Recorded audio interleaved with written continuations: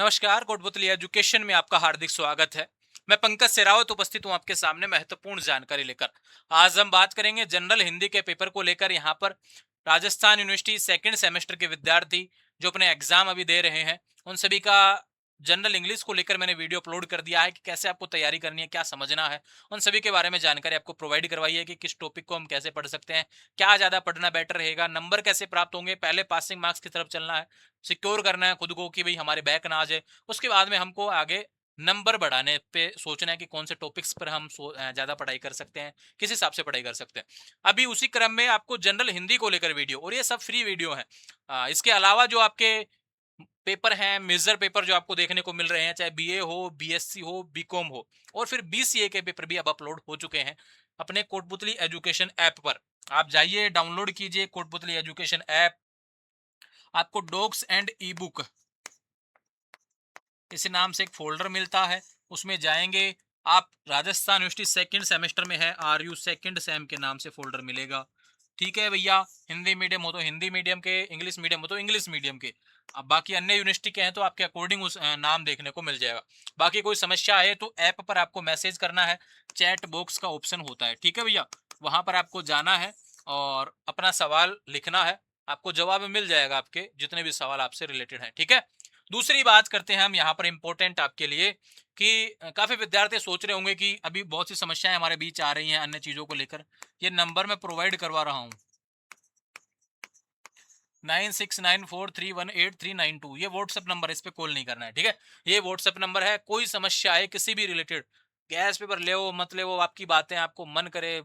आप देख रहे होंगे लगातार रिव्यू हमारा हर साल भैया, हम जो पेपर बना के आपको प्रोवाइड करवाते हैं, जो गैस पेपर हम प्रोवाइड करवाते हैं, वो निश्चित रूप से आपके एग्जाम में छपता है और ऐसा ही होने वाला है। लगातार आप रिव्यू देख रहे हैं, यूजी हो, पीजी हो, कैसा भी कोई भी सब्जेक्ट हो। ठीक है, उसी क्रम में बात करते हैं यहाँ पर कि आपके बीए बीएससी बीकॉम के पेपर भी आपको अपलोड हो गए। अंतिम समय बचा है, एग्जाम आपके चल रहे हैं। सेलेक्टेड पढ़े, क्योंकि अब पूरी किताब लेके बैठने का समय नहीं है। तो ये बातें इससे रिलेटेड हो गई, ये जरूरी है क्योंकि काफी विद्यार्थी इसको लेकर सवाल करते रहते हैं। अभी हम बात करते हैं जनरल हिंदी को लेकर। देखो भैया, ये सिलेबस आपका इजिली आपको दिया हुआ है, और जनरल हिंदी में मुझे नहीं लगता कि आपको कुछ ज्यादा यहाँ पर आवश्यकता रहने वाली है गाइड की। बहुत अच्छे से समझाया हुआ है।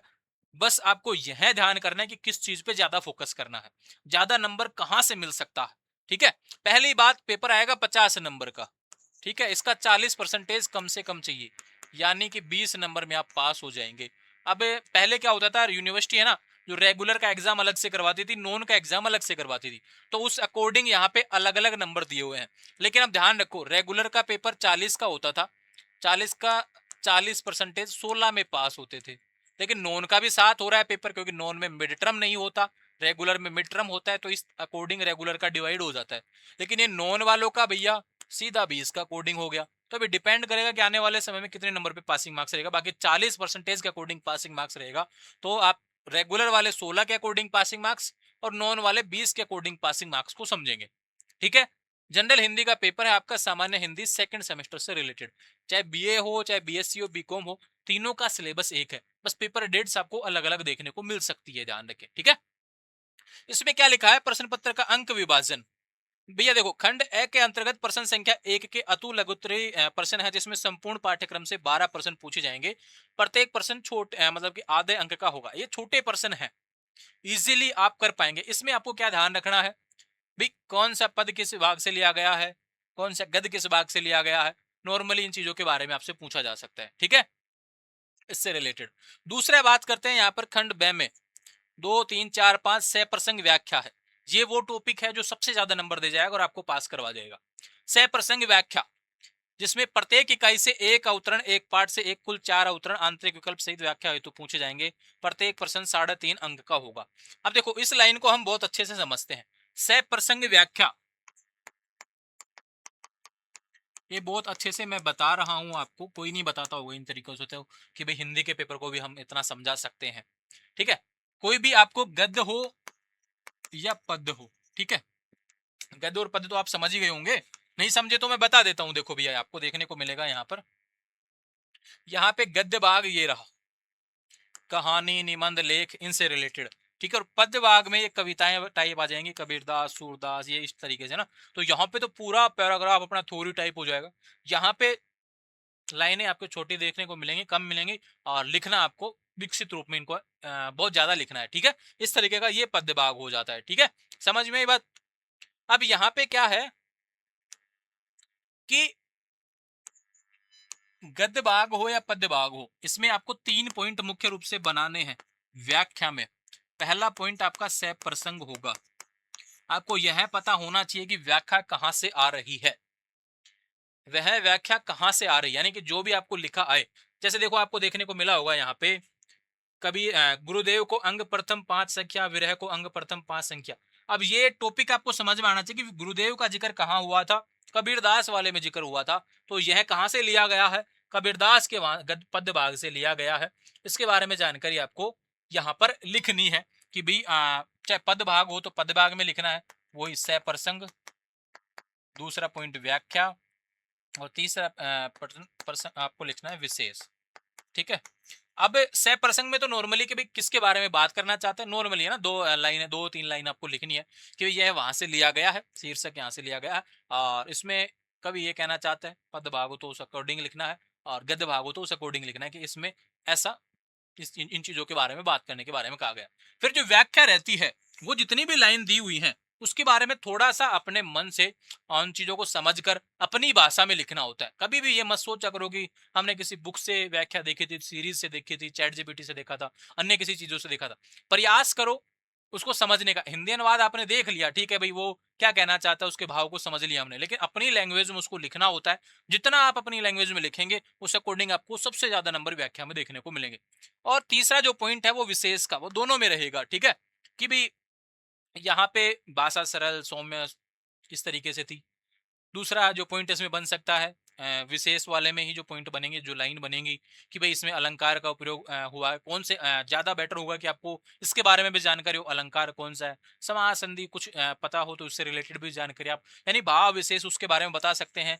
किस चीजों के बारे में जिक्र किया गया है, कोई कला से रिलेटेड हो तो कला संस्कृति के बारे में जिक्र किया गया है, कला स्थापत्य कला के बारे में जिक्र किया गया है। वो डिपेंड करता है कि किस से रिलेटेड कोई बात आ सकती है।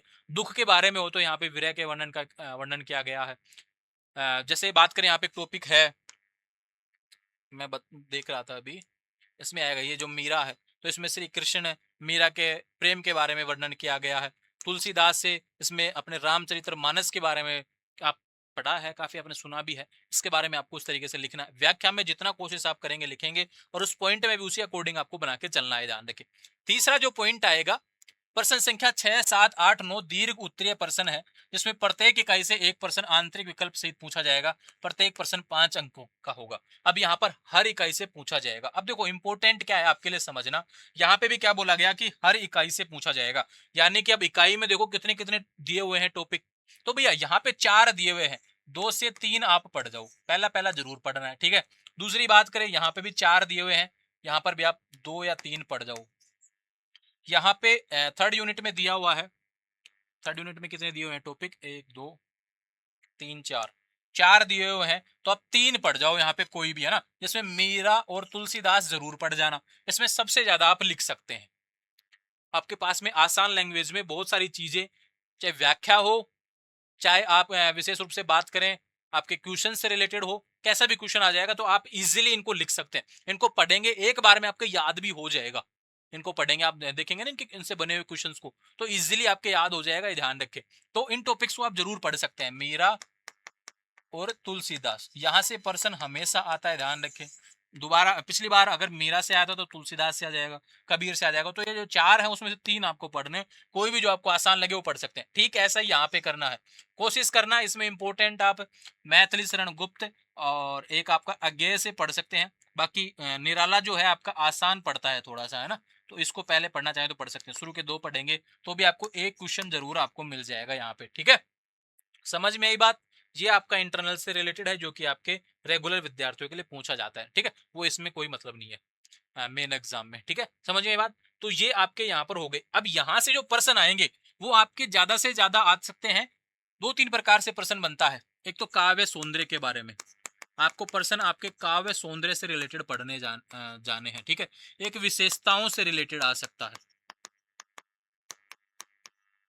एक ये हो सकता है जैसे मीरा से रिलेटेड पर्सन बना तो 100% आपके प्रेम और विरह वाले जो पर्सन है वो आपको देखने को मिलेंगे, ठीक है। एक आएगा यहाँ पे भक्ति भाव से रिलेटेड की भी, यहाँ पे भी आ सकता है, भक्ति भाव से रिलेटेड एक पर्सन आपको देखने को मिलेगा। तो इसमें चांसेस हैं कि सूरदास से रिलेटेड आपको पर्सन देखने को मिल सकता है इस बार, है ना, ये ध्यान रखें, तो इसको जरूर आप पढ़ेंगे। दूसरा बात करें यहाँ पर व्यंग संस्मरण रेखा चित्र डायरी, यहाँ पे व्यंग और संस्मरण में से पर्सन 100% आपको देखने को मिल सकता है, ठीक है। और यहाँ पे क्वेश्चन इजीली आपको आएंगे, ईदगाह से प्रश्न आपको आसानी से मिल जाता है, कोई दिक्कत वाली बात नहीं है। हजारी प्रसाद द्विवेदी, ये जो दो है ना, प्रेमचंद का और हजारी प्रसाद द्विवेदी वाला, ये इजीली प्रश्न आपके लिए आने वाला है। लैंग्वेज भी अच्छी है, इसको आप पढ़ेंगे और कोशिश करना कि आलोचनात्मक जो भी पर्सन हो उनको जरूर पढ़ना, है ना। और एक पर्सन ऐसा आता है जो आपके किताब सीरीज में आप जो पढ़ते हैं ना उसमें से आपको देखने को मिलेगा कि पूरे इसे का सार लिख दिया, इसका सारांश अपने शब्दों में लिखिए, जैसे ईदगाह का सारांश अपने शब्दों में लिखिए। ऐसा पर्सन आपको सीरीज या फिर बुक्स में या फिर कहीं पे भी देखने को मिल रहा होगा। अब वो पेपर में देखने को मिले या नहीं मिले, लेकिन आपको पढ़ना जरूर है, क्योंकि उसमें पूरी बात लिखी गई है कि इसमें क्या मैटर फंसा हुआ है जो आपको पढ़ना है। थोड़ी सी भी चीज आपके याद रह गई और आपने आपसे रिलेटेड पर्सन में आया उससे रिलेटेड और आपने लिख दी, तो कहीं ना कहीं ये सटीकता आपको दिखेगी कि वास्तव में आपने यहाँ पे क्वेश्चन को जो आपके ऑन सिलेबस रिकॉर्ड है उसके अकॉर्डिंग आपने यहाँ पे लिखा है। मन से कितना क्या लिख पाएंगे आप, ये ध्यान रखो। दूसरी बात, हमेशा मैं देखता हूँ बहुत से विद्यार्थी गलती करते हैं, हालांकि मैंने पन्ने बनने से रिलेटेड बहुत सारे वीडियो आपको दिए हुए हैं, लेकिन आपको बता देता हूँ भैया, व्याख्या से रिलेटेड आपके सामने एक पेज ऐसे होता है सामने की साइड, एक पीछे की साइड होता है ना। कोशिश करना है व्याख्या को कैसे भी करके दो या तीसरे तरफ लेके जाना है, यानी एक तो ऐसे हो गया, एक उसके साइड हो गया और एक उसके आगे की तरफ, है ना। तीन में कैसे भी करके लिखना है, ऐसा प्रयास 2.5 से 3 में लिखना है। दो में हो जाए ठीक है कोई बात नहीं, लेकिन ज्यादा प्रयास करेंगे कि दो, जब भी नंबर मिलेंगे इसमें थोड़ा सा ना, जितना ज्यादा लिखेंगे उतने अच्छे नंबर आपको मिलने वाले। पद भाग में आपको 2 तक सीमित रहने का प्रयास करना, ज्यादा नहीं जाना है ना। फर्स्ट इस साइड हो गया, सेकंड इस साइड वाला पेज हो गया, ठीक है, समझ में आई बात। इस तरीके से आपको लिखना है। और जो बड़े पर्सन आपको देखने को मिले उसमें 2 से 3 पेज आपको जरूर जरूर भरने हैं, क्योंकि इसमें ज्यादा 20-20 नंबर के पर्सन नहीं है, इसमें 5-5 ही नंबर के पर्सन है, तो उस अकॉर्डिंग आपको लिखना है, ठीक है, समझ में बात। तो ये बातें थी जो आपके हिंदी से रिलेटेड मुझे पिछले कुछ समय में जितने सवाल आ रहे थे वो आपको देखने को मिले, मैंने आपको समझाया है यहाँ पर। अब एक विशेष बात आपको बता दूं भैया, बाकी जो आपके पेपर हैं वो निश्चित रूप से, चाहे आप बीए में हो, बीएससी में हो, चाहे बीकॉम में हो भैया, आपके जो मेन पेपर है सीधा पर्सन छपने वाला है, वो आपके कोटबदली एजुकेशन ऐप आप डाउनलोड करना है, वहां से आपको गैस पेपर पे जाना है और अपना पेपर परचेज करना है, अकॉर्डिंग आपको दिया हुआ है, अच्छे से समझ में आ जाएगा।